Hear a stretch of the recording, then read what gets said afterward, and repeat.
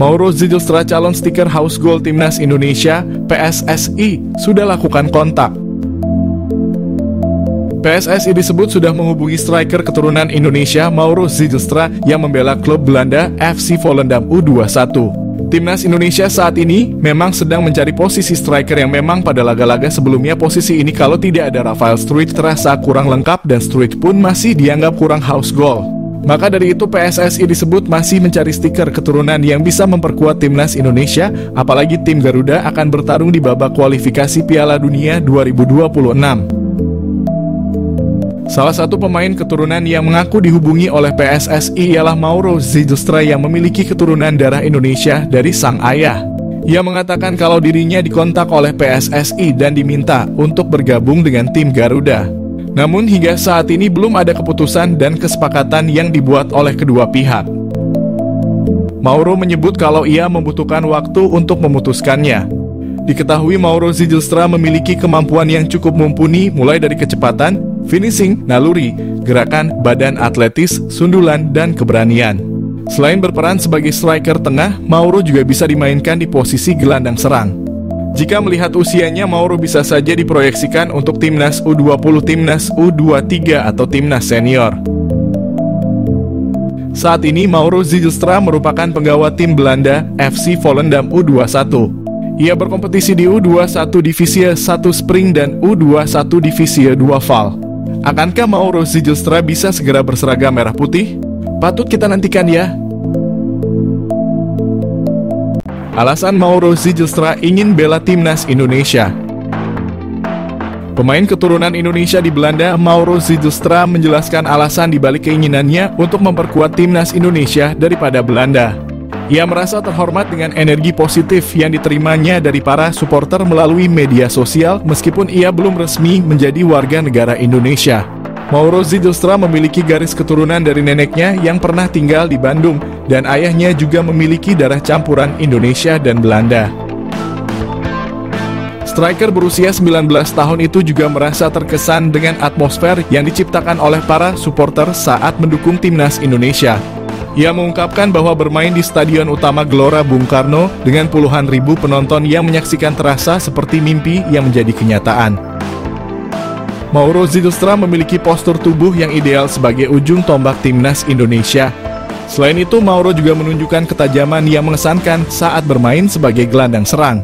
Dalam 9 pertandingan, ia berhasil mencetak 12 gol dan menyumbang 5 assist, menegaskan kemampuannya untuk menjadi pengatur serangan yang efektif.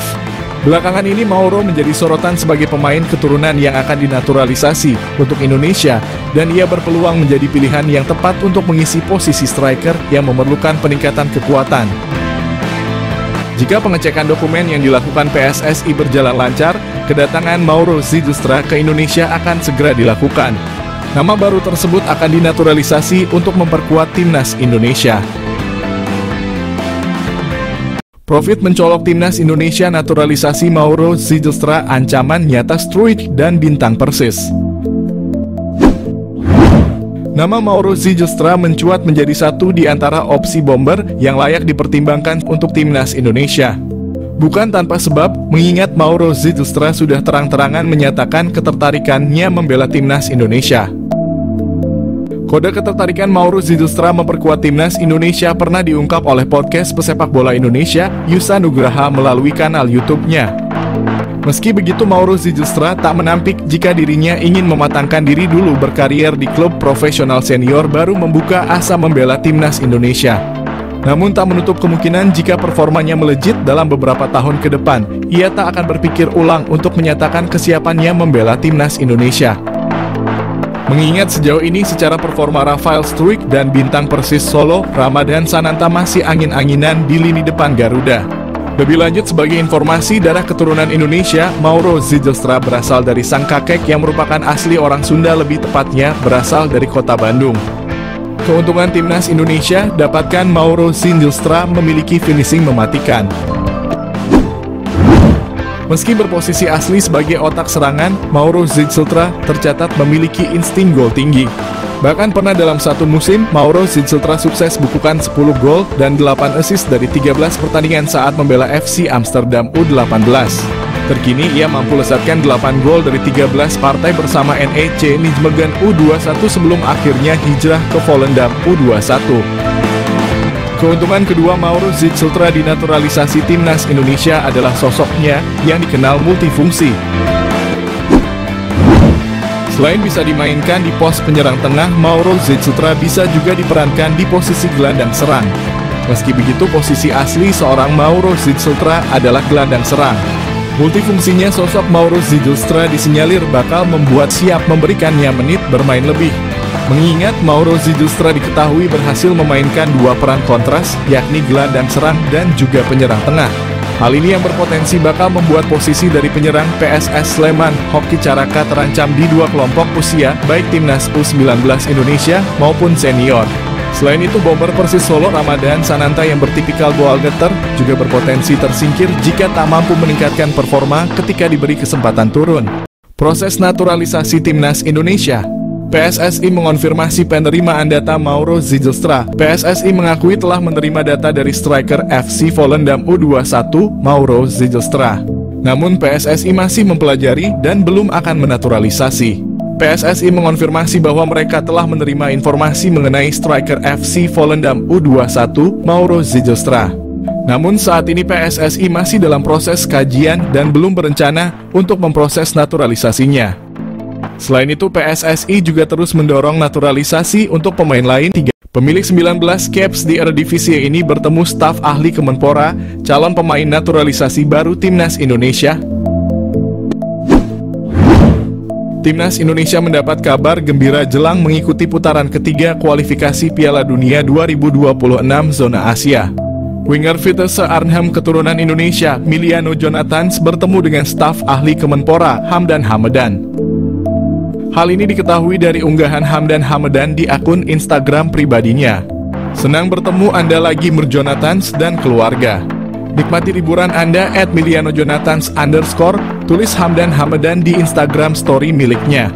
Belum diketahui perbincangan apa yang dilakukan Hamdan dan Jonathans beserta keluarganya. Jika Jonathans masuk program naturalisasi, kekuatan timnas Indonesia akan semakin bertambah. Pemain berdarah Maluku ini bisa bermain di beberapa posisi seperti sayap kanan, kiri, gelandang tengah, gelandang serang, dan penyerang. Meski perolehan gol dan asisnya tidak banyak, Jonathans memiliki pengalaman cukup mumpuni bermain di Eredivisie. Meski usianya baru 20 tahun, Jonathans telah bermain sebanyak 19 kali di Eredivisie untuk Vitesse Arnhem. Apabila PSSI serius untuk menaturalisasi Jonathans, lini depan skuad Garuda akan semakin mengerikan. Dia bisa berkolaborasi dengan Ragnar Oratmangoen dan Rafael Struijk di lini depan timnas Indonesia. Miliano Jonathans target naturalisasi timnas Indonesia. Suntikan tenaga tengah atau sayap. Timnas Indonesia telah bertekad lolos ke putaran keempat kualifikasi Piala 2026. Untuk memuluskan misi itu, timnas Indonesia dikabarkan akan menambah kekuatan baru. Salah satu yang merupakan pemain santer yang telah diberitakan akan segera di WNI-kan demi timnas Indonesia adalah Miliano Jonathans, yang merupakan penyerang Vitesse Arnhem yang bermain pada kasta kedua Belanda. Gelandangan Miliano Jonathans yang berusia 20 tahun ini yang mempunyai darah keturunan Depok, Jawa Barat, telah mengakui sudah menjalinkan komunikasi baik dengan PSSI terkait rencana naturalisasinya. Apabila semuanya akan berjalan sesuai rencana, maka PSSI ini akan segera memproses naturalisasi Miliano Jonathans sama seperti saat mereka melakukan terhadap Eleanor Reinders dan Mads Hilgers. Dengan kehadiran Miliano Jonathans ini tentunya akan berdampak kepada daya gedor timnas Indonesia.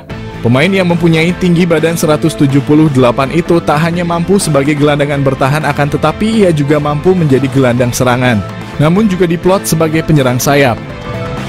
Miliano Jonathans juga pernah hadir dalam 10 pertandingan pada ajang Eredivisie dengan torehan 6 gol dan 2 assist. Pastinya torehan tersebut akan membuat sangat berharap bahwa Miliano bisa secepatnya bergabung dengan JLZ dan kawan-kawan. PSSI diharapkan untuk tidak berlama-lama karena bisa saja Miliano akan berubah pikiran karena dia juga mempunyai kans memperkuat timnas Belanda U21. Dengan skema 4-3-3 yang telah diterapkan, Miliano sangat memungkinkan dalam mengisi sebuah posisi lini tengah bersama Tom Haye ataupun dengan Nathan Chuaon.